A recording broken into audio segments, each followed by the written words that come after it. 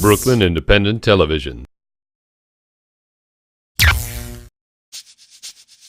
Hello and welcome to Neighborhood Beat, your passport to Brooklyn. I'm your host, Reg, and today we're going to be in Bacoca and Gowanus. And for those of you who don't know, Bacoca stands for Boerum Hill, Cobble Hill, and Carroll Gardens. Our stops today include...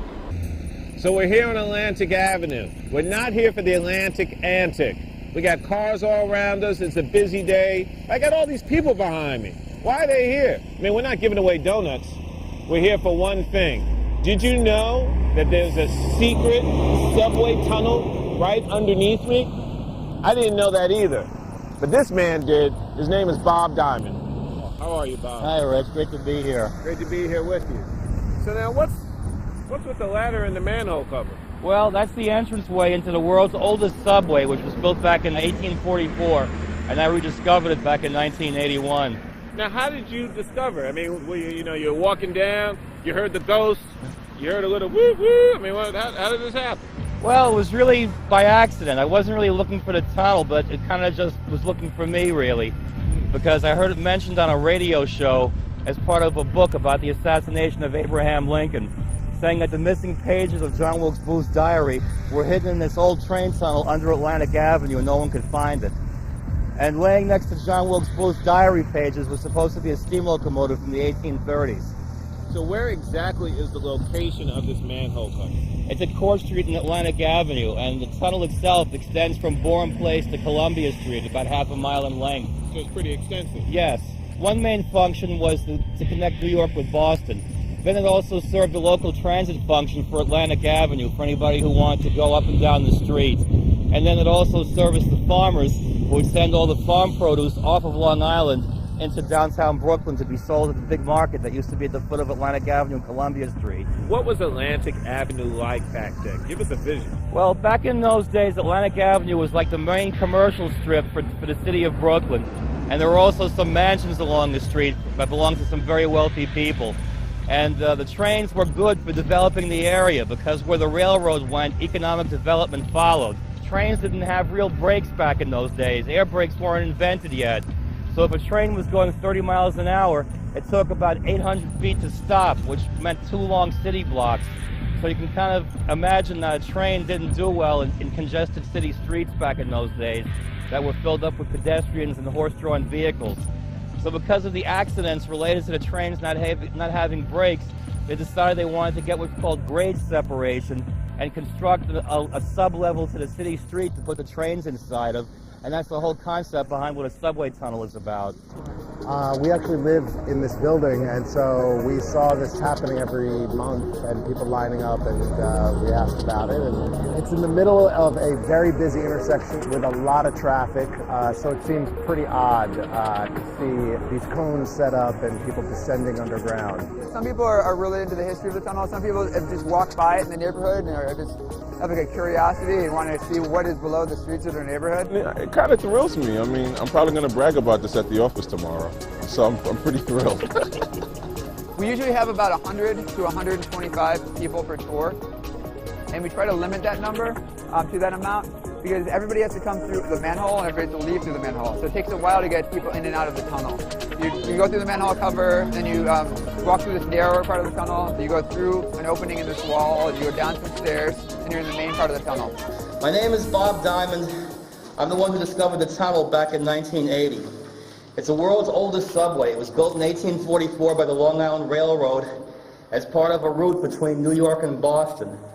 Now, no one came in this tunnel from 1861 until 1980 in August when I first got inside, except for some folks in the year 1916 who were looking for German spies supposedly making mustard gas down here.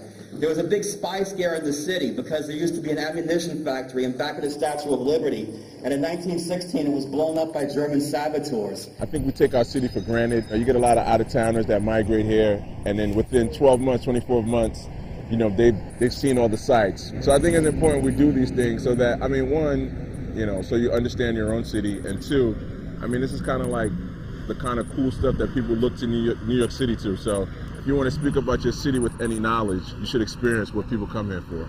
The tours happen on Sundays, usually at 11 o'clock and 1 o'clock.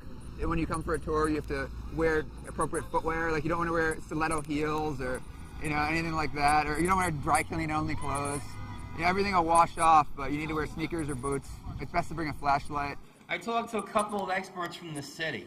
One expert told me, don't look for it because if it's there, it's filled up with poison gas.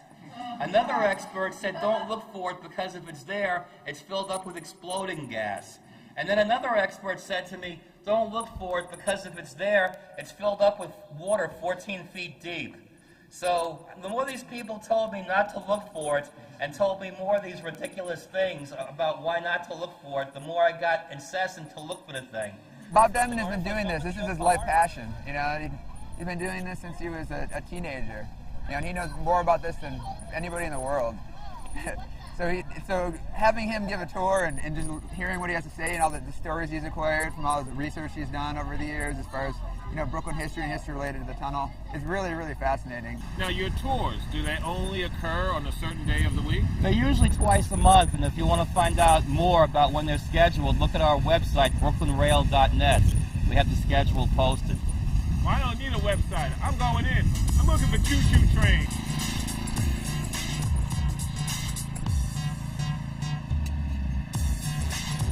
We are at the beginning stage of this tunnel. And if you see over my shoulder, there's another doorway, and it goes 10 feet down, and that's when we're going to join Bob and the rest of the tour. So I called up G.J. O'Toole, and I said to him, hey, what's up with this tunnel under Atlantic Avenue?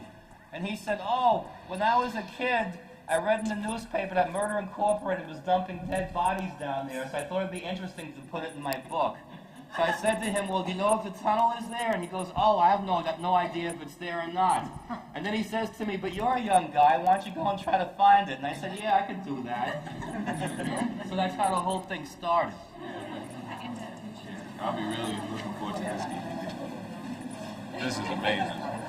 I saw that the tunnel existed at one point, and that it went from point A to point B, but there was nothing there telling what the nature of the tunnel was, or the history of it, or if it's still there or not. So one of the librarians told me that they saved all the old newspapers that were printed in downtown Brooklyn on microfilm. So I went into the microfilm room and read all the newspapers printed in Brooklyn from the 1830s up until the 1880s. And that's where I got all these stories from that I've been telling you, from the old newspapers. Oh, we made it through. That's incredible. They didn't even get dusty. I didn't have to use my Metro card. You know, I'm 6'2". If you're short, this is the way to go. Because it's really narrow. And it's really cool. It's only 65 degrees here. That was incredible. You guys have to check this out. It's a once-in-a-lifetime opportunity, seeing a wealth of history that's right underneath your nose, under your feet. I love my borough. I love Brooklyn.